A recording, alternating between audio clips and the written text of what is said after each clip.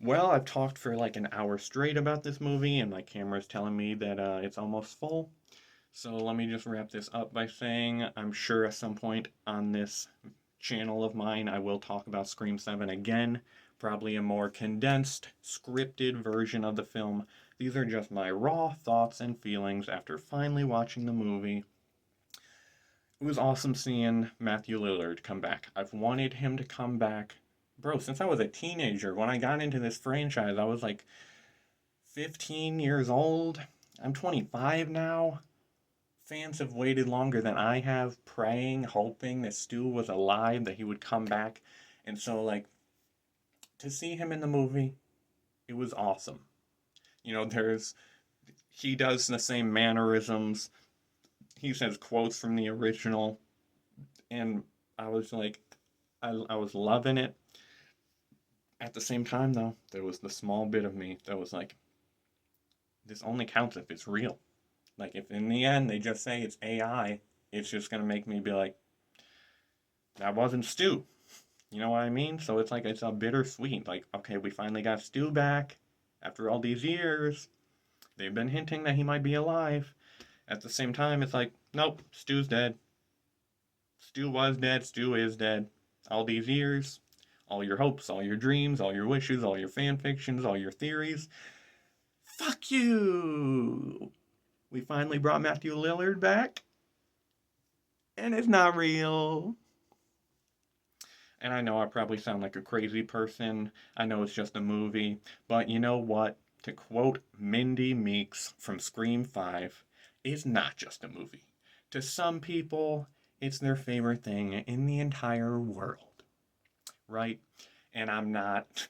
I might be a little crazy, but I'm definitely not like the fucking crazies who are gonna tell Christopher Landon, hey, we're gonna kill you and your family if you don't bring Melissa Barrera back or if you don't quit because we don't support you making this film. We don't feel it's right.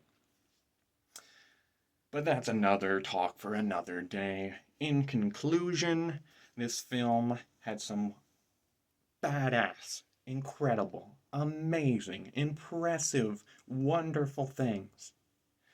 The atmosphere, the kills, the tension, the chase scenes, some of the characters, all of the OG, not all of the OG characters, but Mindy, Chad, Gail, and Sydney, of course, obviously Sydney. They were great. It was awesome. The beginning, the opening scene, one of the best of the entire franchise. I will not forget it. But the ending just kind of. How can I explain it? It's like, okay, we got you this awesome ice cream sundae, right? We got bananas, cherries, we got whipped cream, we got chocolate icing. All right, sounds delicious. It's awesome. Oh, it's gonna be so good, bro. It's gonna be so good. Okay, here's some mustard.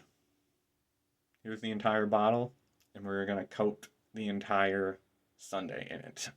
Here you go. It's good, right? I mean, all that good stuff is still there, but it's covered in mustard now. Here's your spoon. Here's your spoon. And then somebody tell me the answer to this question because I truly don't know. Sydney's married to a cop named Mark. Now, in part three, there's Detective Mark, played by Patrick Dempsey, I think. And when Scream 7 got announced, it was like Patrick Dempsey or whoever that actor was returning as that character. And I thought that was really cool. I was like, oh, like him and Sydney did have like a cute chemistry going on and talking about trauma and stuff. And it makes sense that she would want to be with a cop, someone to make her feel safe, or a detective. And then Patrick Dempsey didn't return, or I don't know, just if he got fired, if it was never official that he was coming back, but they recast him. Is that him? Did they recast him, or is this just another character in a similar profession named Mark? Because the whole movie, I was like, is this Mark from Scream 3? Is this a different character named Mark? Either way, that doesn't affect my thoughts on the film at all. I mean, it would have been badass if Patrick Dempsey from Scream 3 came back playing the same character. That would have made me much more, like, I would have cared for this character much more, but it wouldn't have fixed this movie. And I'm gonna say the same thing I said about Scream 5. I know I'm being really harsh on this movie. I know I'm saying talking a lot of shit. And I don't want it to sound like I hated this movie. Majority of this movie felt like a little kid on Christmas. I can't tell you how many times I went, or like, oh my gosh, or oh my god. Like, I was geeking out throughout the entire movie. When they showed Stu on video chat the first time, they're finally doing it. But the ending, like I said, it basically undid everything. Or at least everything with the killer, everything with Stu. And including, and I'm just thinking about this now, why did these three killers burn down Stu Macher's house? They never lived in Woodsboro. They never knew the real Stu. You're telling me they traveled from their town to Woodsboro, burned down Stu's house? Like, and what was even what made them decide to do Stu? You know what I mean? These three people, why were they like, let's pretend to be Stu? I don't know, and to tell you the truth, I don't think the writers, nor directors, nor anyone involved knew. Everyone is too busy going, Matthew Lillard's back, baby! So yeah, my thoughts might change on this. I know I go back and forth a lot of the time. Every time I watch Scream 5, I'm like, I do really like this. Oh, I do really hate this. This movie is really great. Yeah, this movie really sucks. But my thoughts about this ending, I don't think those will change, man. And it's not just the fact that it wasn't Stu. I would be pissed, regardless, had they made us think it was Stu, and then the ending comes and it's not Stu. I would be pissed. But had they had a good twist, had they had good killers, the good reveal, and like their motive made sense, I would have been like, okay, yeah, I'm not gonna lie, I am mad that it wasn't really Stu, but man, I don't care. Or like, yeah, I'm mad that it wasn't Stu, but these killers were pretty cool. But it's like, it's not just the fact that it wasn't Stu, and it's not just the fact that these killers weren't cool. These are the worst killers in the entire Scream franchise. Now, I'm not talking about when they're actually dressed as Ghostface and going around killing people. I'm talking about when the mask comes off and it's revealed and the motive's given. They suck ass, bro. People talk shit about Jason from the opening of VI, who's kind of like the fake out Ghostface. He kills Samara Weaving, her character, and takes off the mask, and then he's on a phone with his buddy who is also gonna be a Ghostface. Both of them get killed by the real Ghostface killers in VI.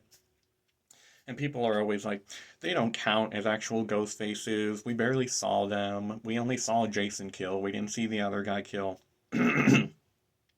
Bro, I'm gonna tell you right now, I would watch a full trilogy of those two people as killers before I watch another second of these three losers. The two dudes had no motive. I don't know why they were working with the girl. The girl's motive was the shittiest motive in the entire world. I shit on Mickey's motive from part 2 that he wanted to get caught and he wanted to go to court in hopes that would like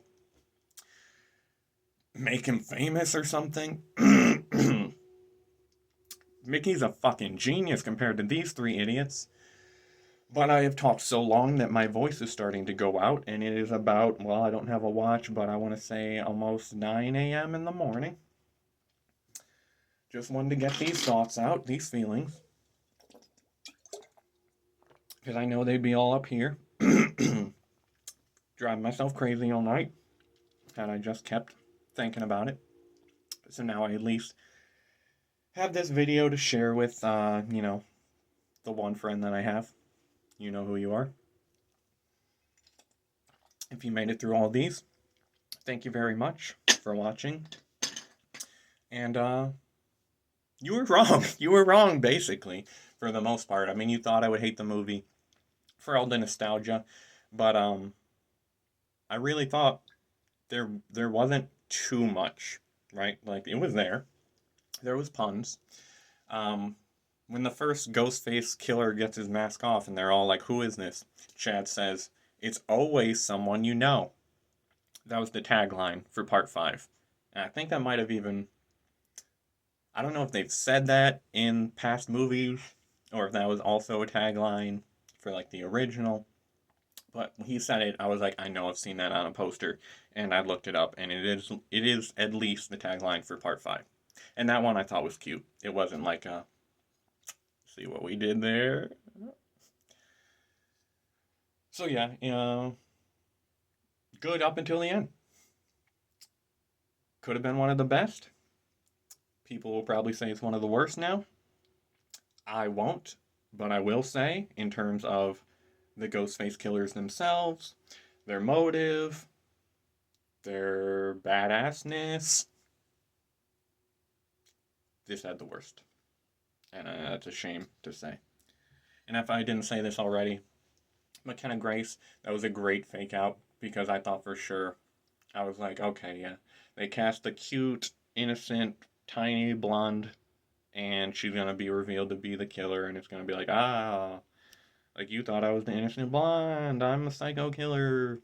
So when she got killed, normally in any other film, I would have been like, bro, you can't kill her off right away. She's such a great actress. But in this, I was actually like, okay, all right, I see what you're doing here. Like, good job. You almost fooled me, because I thought I saw someone else online saying that was. I thought I saw a spoiler that she was one of the killers.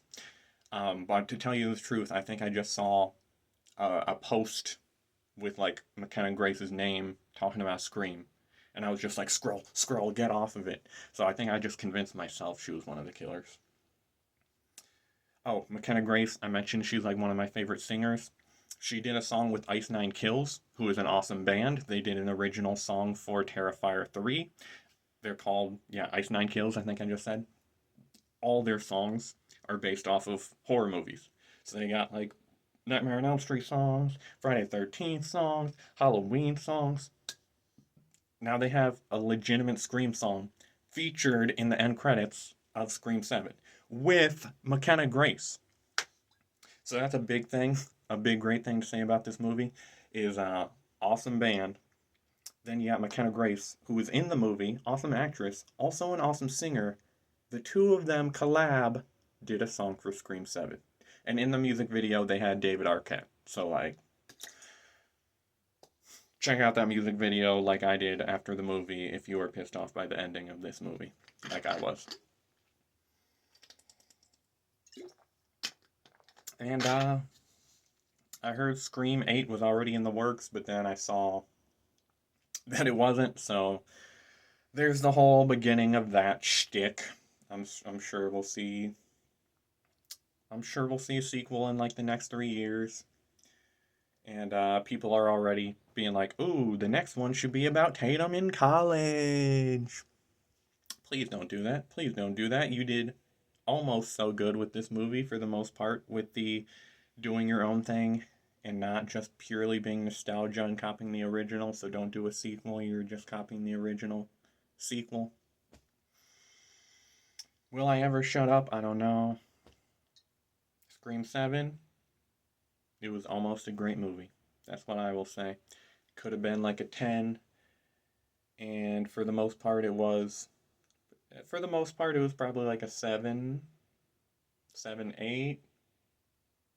Nah, it was like on its way to an 8. It was like right there, and then the ending happened. But it would have been a 10 had they stuck the landing, had the killers actually been any fucking buddy that we cared about, bro. You could have done the love interest again for the 1000th time, and it would have been better than what the fuck this shit was, but I need to calm down. I know I'm animated, I know I'm a cartoon character when I make these types of videos. It's just like, here's a glimpse into my crazy brain. This is how my mind works when I talk about movies, so. And the camera, I feel like, has progressively leaned back more and more as I've talked. But yeah, Scream 7, did you like it? Did you hate it? Did you love it? Are you meh? Are you disappointed? Do you think the killers were cool? Do you think they're the worst killers in the franchise? It was the highest grossing film, I think, in the franchise, or at least when it comes to like the opening box office weekend shit.